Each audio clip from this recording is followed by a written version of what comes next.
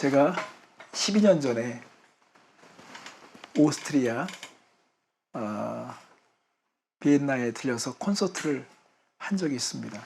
한인교회에서 콘서트를 했는데 콘서트를 하고 나서 그 다음날 이제 이태리로 가야 되는데 잠깐 시간이 있어서 장소 한 군데를 구경하고 싶었어요. 그래서 그 교회 성도들에게 장소를 소개해 달라고 했는데 의견들이 막 분분한 거예요. 모차르트 하우스로 가야 된다 뭐 막 그런데 한 여집사님이 갑자기 그러시는 거예요. 목사님, 여기 관광객들은 절대 보지 못하고 여기 사는 현지인들만 아는 아주 명소가 있어요. 거기 가셔야 됩니다. 거기 안 가면 후회하실 거예요. 그런데 그 말이 제 마음에 팍 박혀가지고 제가 거기를 갔어요. 오늘 여기 사진에 나올 텐데 할슈타트라는 곳이에요. 제가 여기를 입구를 딱 들어가는 순간에 입이 그냥 딱 벌어졌어요. 물론 지금은 인터넷이 발달돼가지고 사람들이 막 여행 정보를 교환하니까 이런 구석구석을 찾아가는 사람이 있는데 제가 여기를 보면서 정말 후회할 뻔했어요. 안 갔으면. 그래서 사진을 딱 찍는데 찍는 곳마다 작품인 거예요. 사람들이 늘 다니는 그런 장소에 있지만 남들이 알지 못하는 명소가 있습니다. 제가 오늘 왜 이 말씀을 드리냐면 우리 신앙생활 그런 것 같아요. 늘 쳇바퀴 돌듯이 그렇게 믿음 생활하는 사람들은요 그냥 거기에서 머물죠. 근데 정말 신앙의 맛을 알고 깊이를 알고 그 비밀을 아는 사람도 있습니다. 제가 그랜드 캐니언을 갔을 때도요 그냥 속성으로 가니까 막 여기서 찍어라 저기서 찍어라 그래서 빨리 갔는데 그 중요한 장소는 사람들이 봐야 할 뷰 포인트가 있습니다. 거기서 봐야지 제대로 보이는 게 있어요. 여러분, 홍해 이야기는요 하나님을 안 믿는 사람도 아는 이야기입니다. 그래서 여기에 어려움이 있습니다. 왜냐하면 사람들이 홍해 이야기를 딱 대하면 벌써 결론부터 내리죠. 기적이 일어났다. 그리고 어떤 사람은 벌써 홍해를 건너간 사람이 있어요. 그래서 이 홍해 앞에도 우리가 반드시 봐야 할 뷰 포인트가 있습니다. 이것을 봐야지 홍해를 제대로 본 것입니다. 그래서 오늘 뷰 포인트 3곳을 알려드리려고 하고 있습니다. 먼저 여러분 1절과 2절 말씀을 보십시오. 여호와께서 모세에게 말씀하여 이르시되 이스라엘 자손에게 명령하여 돌이켜 바다와 믹돌 사이에 비아히롯 앞 곧 바알스본 맞은편 바다에 장막을 치게 하라. 이 1절과 2절 말씀을 대하면 사람들이 이 지명 이름이 좀 낯설고 어려우니까 그냥 슬쩍 넘어가죠. 그래서 우리가 뷰 포인트를 놓치는 것입니다. 우리가 계속 출애굽기를 보지만 하나님께서 계속 지금 람셋에서 에담으로 이렇게 인도하시는 숲곳에서 에담으로 인도하시는 그런 과정이 있습니다. 근데 여기 지금 도착한 곳이 어디냐? 믹돌, 여러분 믹돌 그리고 비하이롯, 바알스본 그리고 바닷가가 나오는데 이게 뭐냐면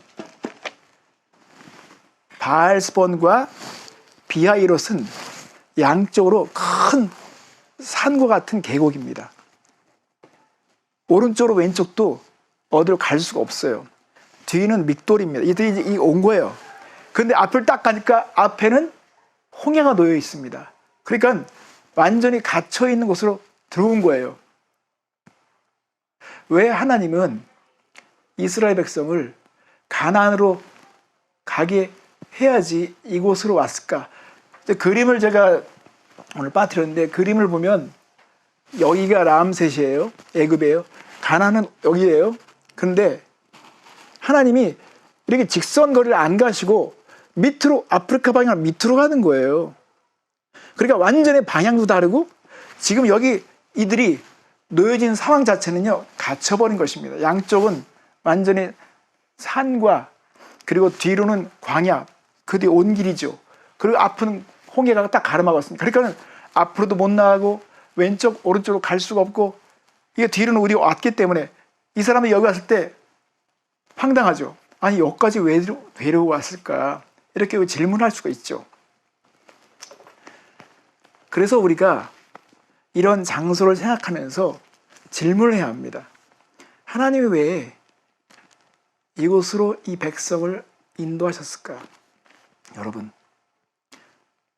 홍해의 중요한 뷰포인트의 한 가지는, 하나님이 인도하시는 곳에는 항상 하나님의 의도와 목적이 있다는 것입니다. 여기서 하나님의 의도와 목적을 봐야 하는 것입니다.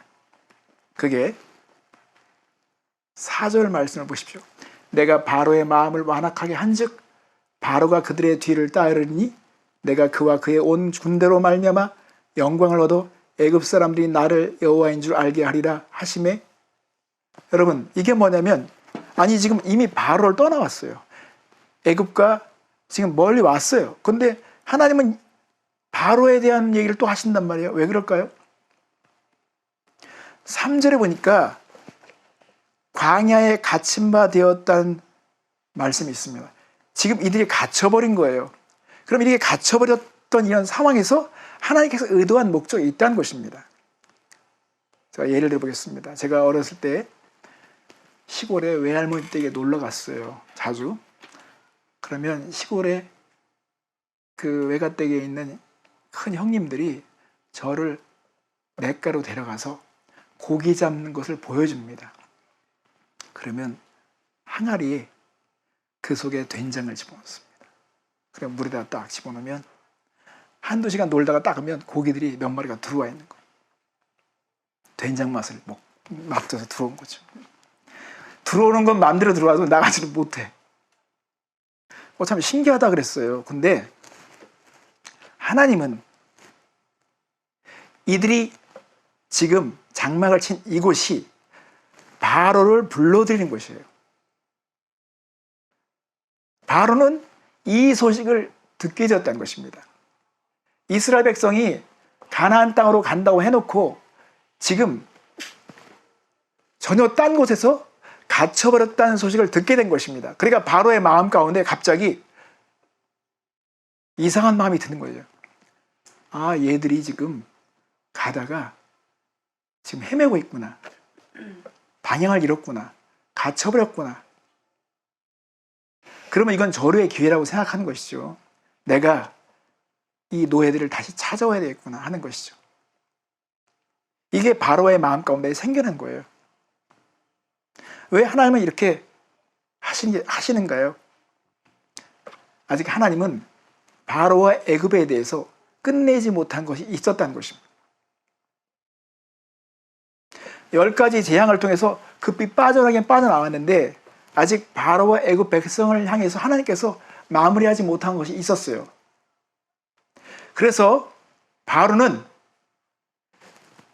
600대의 마병을 끌고서는 찾아옵니다. 여러분, 바로가 이렇게 결단하고 행동하는 데는요, 분명히 명분이 있었을 것이고, 여기 말씀에 보면 신하들이 다 들고 일어나는 것입니다. 왕이요, 이 백성들을 우리가 놓쳤는데 다시 데려와야 합니다. 이 많은 공사들을 그동안 저들이 했는데 저들이 없기 때문에 이게 지체되는데 당장 잡아들여야 합니다. 이때가 가장 좋은 적기입니다. 그래서 막 추격해 오는 것입니다. 성도 여러분, 이스라엘 백성은 이곳에 왜 와 있는지 이해하지 못했습니다. 그러나 하나님은 여기에 분명한 의도와 계획을 가지고 있었습니다. 영광을 나타내시겠다는 것입니다. 내가 바로와 그의 군대를 심판해서 내가 하나님됨을 애굽에 있는 백성들조차 알게 하겠다는 것입니다. 나중에 우리가 라합 얘기를 보면 라합도 이 소식을 들은 거예요. 이 백성이 바다를 육지처럼 건넜다는 소문을 들을 만큼 이 사건 자체가 천하에 소문이 난 것을 알 수 있습니다. 그러니까 바로가 군대를 이끌고 올 때의 군인들은 사명감을 가졌겠죠. 애굽 역사에 기록적인 일을 우리가 하자. 이게 지금 이 상황에 놓여진 중요한 사실입니다. 그래서 하나님이 우리를 어디로 이끌든지 간에 하나님은 의도와 목적을 가지고 이끄신다. 근데 이것을 이해하지 못하면 오해한다. 하나님께서 의도하신 것은 하나님의 영광을 나타내는 것이다. 하나님이 어떤 분이신지를 드러내는 것이다. 그러므로 우리는 하나님의 의도와 목적이 있는 이 장소에 백성들이 와 있다는 것을 우리는 알아야 합니다. 우리가 살면서요, 이렇게 갇혀버릴 때가 있어요. 재정적으로 갇혀버릴 때가 있습니다. 관계에 의해서 갇혀버릴 때가 있습니다. 건강에 의해서 꼼짝달싹 못하게 갇혀버릴 때가 있습니다. 그러면 사람들은 이때 어떻게 반응합니까? 하나님의 영광을 생각하는 사람들은 생각이 다를 수 있습니다.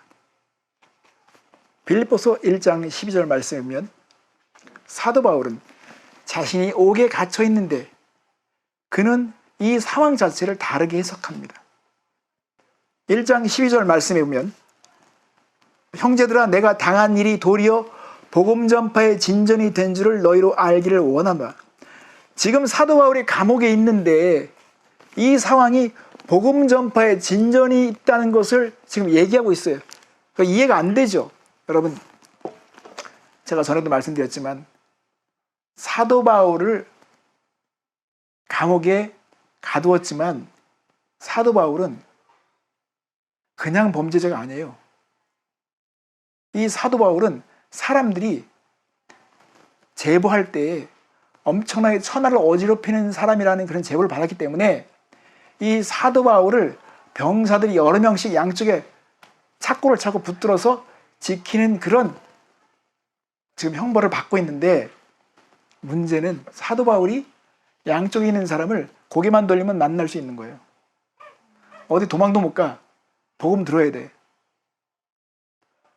그러니까 얘기하다 보면 복음을 듣겠죠. 근데 이 사람들이 하루에 3교대씩 돌아가. 그러니까 차례대로 들어와서 말씀을 들어야 돼요. 비록 착고에 차 있지만 사도 바울은 지금 자기가 어디 가지 않더라도 자기 복음의 말씀을 들으러 찾아오는 거야. 교대로다. 그러니까 이 소문이 막 들려진 거예요. 군인들 안에. 그러니까 사도 바울이 더 나아 이렇게 나의 매임이 그리스도 안에서 모든 시위대안과 그 밖의 모든 사람에게 나타났으니 형제들 다수가 나의 매임으로 말미암아 주 안에서 신실함으로 겁없이 하나님의 말씀을 더욱 담대히 전하게 되었다고 했습니다. 이렇게 하나님이 하시는 일은 놀랍습니다. 그래서 이사야서 55장 8절 말씀이면 이는 내 생각이 너희 생각과 다르며 내 길은 너희 길과 다름이니라. 여호와의 말씀이니라. 그러면 여러분, 어디에 갇혀 있다, 내가 정말 옴짝달싹 못할 것 같다, 그러면 그때 우리는 그 지점에서 하나님의 의도와 목적을 생각해야 합니다. 내가 여기 왜 갇혔을까? 여러분, 그 갇힌 곳에서 하나님의 영광을 드러내는 그런 일로 쓰임받아야 합니다. 그것이 하나님의 영광을 드러내는 삶이 될 것입니다. 얼마 전에 어느 형제한테 제가 전화를 받았어요. 미국 군대는 20년을 근무하면 평생 연금이 나옵니다. 근데 지금 15년째예요. 5년만 더 근무하면 평생 이제는 나라에서 주는 돈을 받고 살아갈 수 있어요. 근데 이 5년이라는 기간이 되게 힘든 기간이에요. 나라에서 빨리 잘라내는 거야. 20년 채우지 않게 하려고 막 잘라내. 무슨 이유로든 잘라내. 그러니까 엄청 스트레스 받는 거야. 그전에는 계속 왔어요. 별 문제 없이 왔어요. 그러나 이 15년째 더 접어드니까 이제는 모든 삶이 스트레스인 거예요. 왜냐? 내가 조금만 더 버티면 평생 내가 연금을 받을 수 있는데 여기서 내가 버티지 못하면 잘라내면 아무것도 안 되는 거예요. 나라에서 돈도 못 받지. 내가 군대 모든 거 헌신해 왔는데 지금 이것밖에 내가 해온 일이 없는데 모든 관계도 다 끊어지고. 한국에도 40대가 넘어가면 이제 긴장이 시작된다고 그랬습니다. 사람이 빨리 진급 안 하려고 그래요. 진급이 빨리 되면 빨리 퇴출당하니까. 이거는 하나의 예죠. 우리의 삶에서 이렇게 우리의 모든 것들을 아주 그냥 긴장하게 만드는 게 있습니다. 이런 상황 속에서 우리는 홍해의 이 이야기를 통해서 뷰포인트를 확인하면 지혜를 배울 수 있을 것입니다. 두 번째로 우리가 생각해 봐야 하는 것은 이 홍해 이야기 속에서 우리가 꼭 봐야 할 것이 뭐냐면요.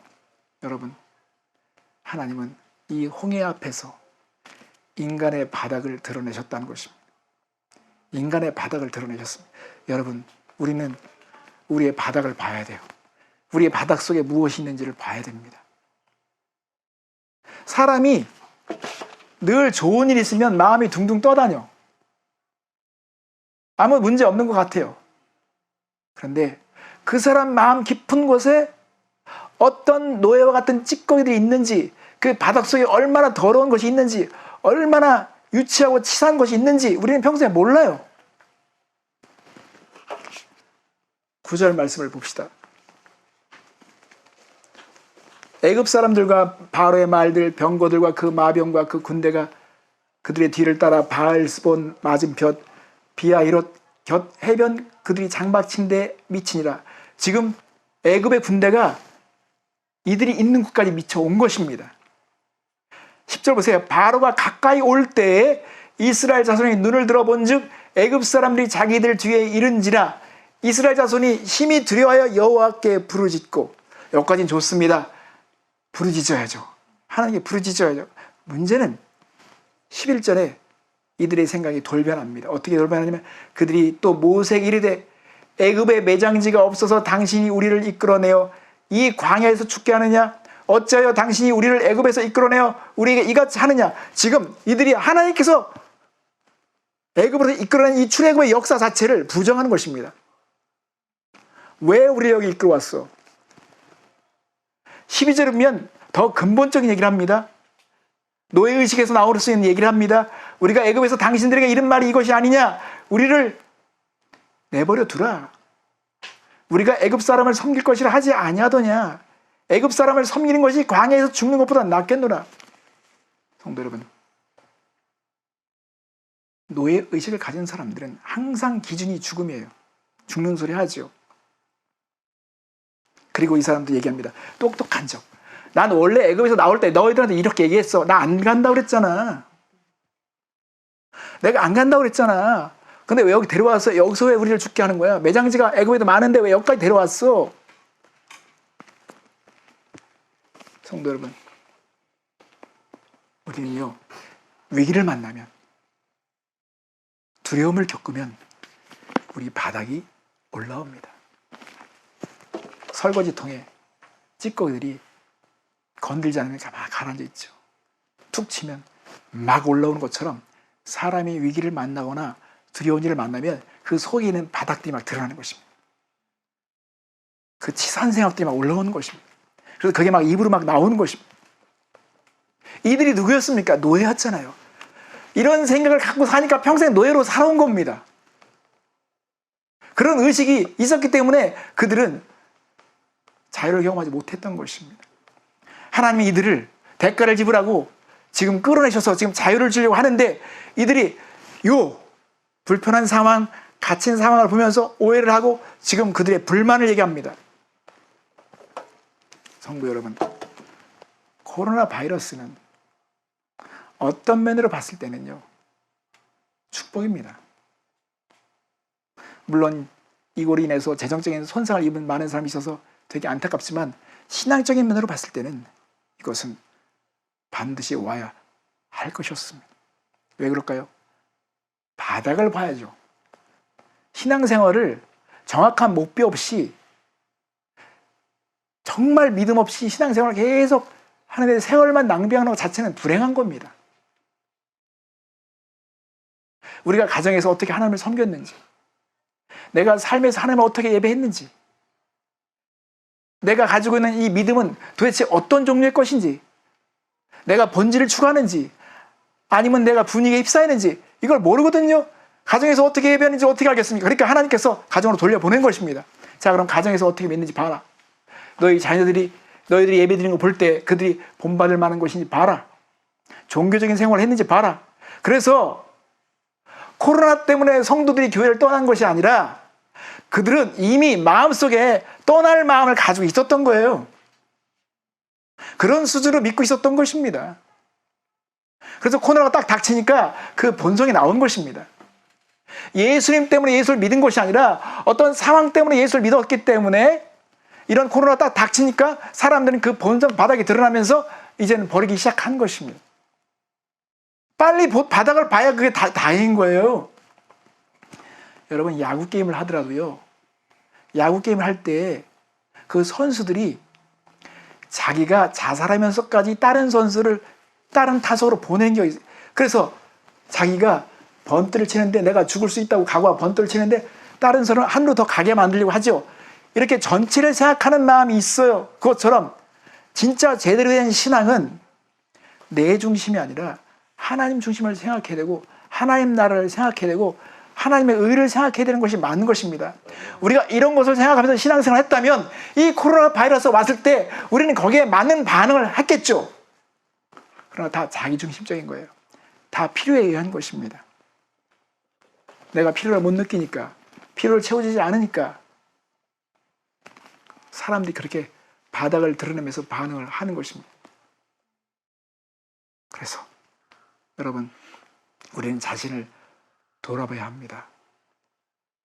그러라고 주신 것입니다. 예레미야 17장 9절 말씀이면 만물보다 거짓되고 심히 부패한 것은 마음이라고 했습니다. 누가 능히 이를 알리오? 나 여호와는 심장의 패부를 시험하신다고 했습니다. 사람의 생각을 다 아시기 때문에 그런 것입니다. 우리는 이 시기에 가능한 우리 자신의 주제 파악을 해야 합니다.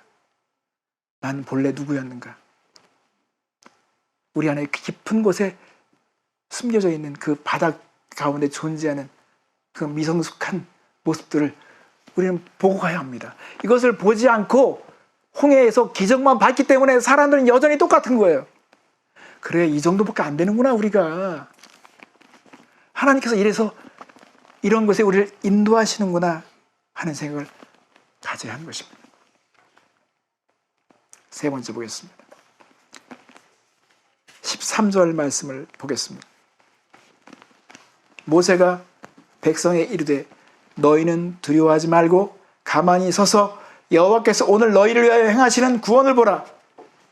너희가 오늘 본 애굽 사람을 영원히 다시 보지 아니하리라. 여호와께서 너희를 위하여 싸우시리니 너희는 가만히 있을지니라. 성도 여러분, 우리는 이 홍해 앞에서 하나님의 구원을 보고자 해야 합니다. 하나님이 어떻게 일하시는지를 봐야 합니다. 구원은 어떻게 볼 수 있습니까? 우리가 구원을 보려면 우리가 움직이지 말아야 돼요. 지금 잠잠히 있어야 돼요. 꼬인 실타래를 풀려면 막 움직이면 안 돼요. 그냥 우선 가만히 있어야 돼요. 그리고 그걸 잘 풀 수 있는 사람이 잘 풀 수 있도록 도와줘야지. 내가 나서면 더 꼬여. 하나님께서 너희는 잠잠히 서서 보라는 것입니다. 왜? 구원의 전문가는 따로 있으니까. 하나님의 구원의 전문가이시니까. 하나님이 하시는 걸 보라는 것입니다. 근데 우리가 생각해 볼 것은 여기서 왜 하나님이 갑자기 싸우신다는 얘기를 하실까요? 여호와께서 너희를 위하여 싸우시리니 너희는 가만히 있을지니라. 구원이라고 하는 것은 여기에 많은 것이 내포되어 있지만 결국은 주인에 대한 싸움이죠. 우리가 옛사람을 섬기다가 새 주인을 만나는 것, 옛삶을 정리하는 것. 그래서 오늘 바로가 막 추격해서 다시 이 사람들을 뺏어오는 것처럼 사단이 우리가 갇혀있을 때, 우리가 가장 약해있을 때, 우리가 혼란스러울 때, 우리의 삶이 모순과 같은 때가 있을 것입니다. 그때 우리를 잡으러 오는 것입니다. 그리고 그들은 짐작하죠. 너희들이 지금 혼미하지. 너희들은 지금 이 상황 자체가 싫지, 원망스럽지. 내가 너희들에게 자유롭게 해주겠다고 찾아오는 것입니다. 그래서 누구를 섬길 것인가, 이 싸움을 싸우는 현장이 되는 거예요. 하나님은 애굽에서 이미 그 애굽이 사람들이 섬기는 신들과의 싸움을 끝내셨습니다. 이제 마지막으로 바로를 심판하고 영원한 교훈을 새겨주기 위해서 이 장소에 오게 하신 것입니다. 그래서 구원을 보라는 것입니다. 또 생각해 봐야 할 것은, 여러분, 구원이라고 하는 것은 여기에 결별한다, 이혼한다,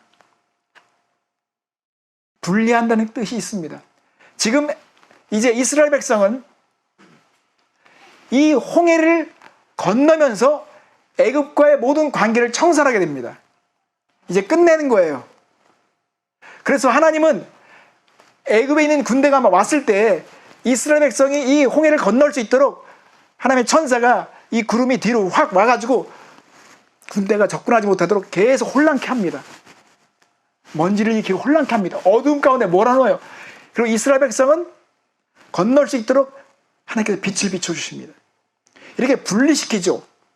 그러므로 우리가 구원을 받았다, 내가 구원의 확신이 있다, 이렇게 고백할 수 있는 사람은 우리 안에 구별된 것이 무엇인가, 결별한 것이 무엇인가, 내가 이혼한 것이 무엇인가, 여기에 대한 생각이 분명해야 하는 것입니다. 결혼을 했다고 하면서 이 여인 저 여인이 기웃거리는 건 이상한 거잖아요. 여러분, 그래서 사도 바울은 이 홍해 이야기 속에서 세례라는 개념을 끌어옵니다. 고린도전서 10장 1, 2절에 보면, 형제들아, 나는 너희가 알지 못하기를 원하지 아니하노니 우리 조상들이 다 구름 아래 있고 바다 가운데로 지나며 모세에게 속하여 다 구름과 바다에서 세례를 받고라고 했어요. 왜 우리가 물로 세례를 받습니까? 이거는 상징적인 거예요. 아, 하나님께서 옛사람을 수장시켰구나, 우리를 붙들고 있는 옛 주인을 바다에 빠져 죽였구나, 나는 이제 새 사람이 됐구나, 새 주인을 섬겨야 되는구나, 이것이 세례가 가지고 있는 중요한 의미인 것이죠. 그러므로 홍해 속에서 하나님의 구원을 목도한 사람들은 이 구원의 본질을 보는 것입니다. 성도 여러분, 여러분이 묻고 싶습니다. 우리의 삶에서 구원을 어디서 받습니까? 어디서 목도했습니까? 어디서 확신하게 되었습니까? 우리는 골고다 언덕에 있는 예수님의 십자가에서 그 구원을 보게 됐습니다.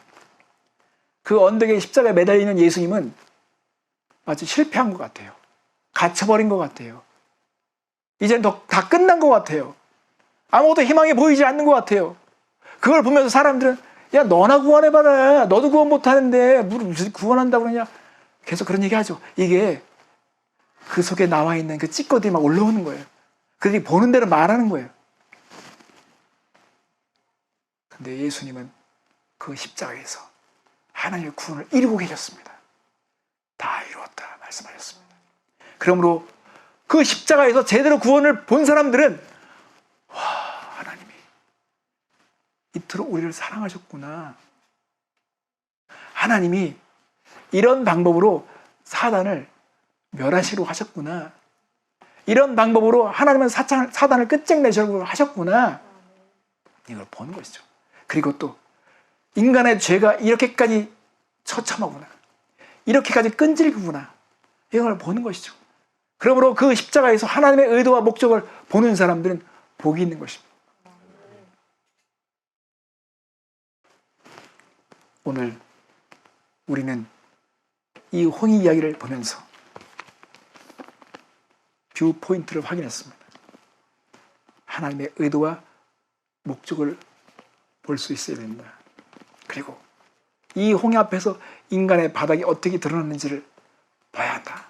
이건 보고 가야 된다. 이거 보지 않고 가는 것은 우리가 속는 것이다. 여러분, 기적은 사람을 변화시키지 못합니다. 기적은요, 의학적으로 말하면요, 그냥 급한 처방이에요. 근데 이거를 계속 맞으면요, 내성이 생겨서 무덤덤해지죠. 어떤 사람은요, 10만 불의 통장이 딱 들어오면요, 인생이 피는 사람이 있어. 인생이 피는 사람이 있어. 근데 어떤 사람은 10만 불의 통장이 들어와도 무덤덤한 사람이 있어. 왜냐면 아버지가 너무 부자기 때문에, 아버지 이게 10만 불가 돼요? 100만 불 집어줘야지. 그러니까 사람은 되게 상대적이죠. 어떤 사람은 10만 불이 기적과 같은데 어떤 사람은 10만 불이 무덤무덤. 인간은 기적을 경험하잖아요. 기적에 대한 중독이라서. 이 유대인들은 기적 중독자들이에요. 계속 기적 보여달라고 그래요. 근데 안 변해. 하나님 이걸 아시죠? 사람은요, 자기 안에 있는 바닥을 봐야 돼. 바닥을 봐야 돼. 거기서 시작한 것입니다. 그래서 은혜는 내 존재의 바닥을 보는 것입니다. 내가 이 정도밖에 안 됐는데 하나님이 나를 용서하셨구나. 나를 이렇게 사랑하셨구나. 이제 결론을 맺겠습니다. 오늘 15절 말씀면 여호와께서 모세에게 이르시되 너는 어찌하여 내게 부르짖느냐. 이스라엘 자손에게 명령하여 앞으로 나가게 하고 지팡이를 들고 손을 바다 위로 내밀어 그것이 갈라지게 하라. 이스라엘 자손이 바다 가운데서 마른 땅으로 행하리라. 우리는 이 홍해 이야기에서 제대로 된 것을 보았다면 믿음으로 나아가야 합니다. 믿음으로 그 바다를 밟아 들어가야 합니다. 하나님께서 물러가게 하실 것입니다. 우리의 삶에 갇힌 것이 있습니까? 지금 우겼었습니까? 내가 지금 속한 이 환경 자체가 잘 이해가 되지 않습니까? 여러분, 그 자리에서 하나님의 신실하심을 인정하십시오. 하나님의 지혜를 신뢰하십시오. 그러면 그 자리가 하나님께서 영광을 나타낼 수 있는 장소가 될 것입니다. 믿음으로 나아가는 여러분 되셨으면 좋겠습니다. 함께 기도하겠습니다.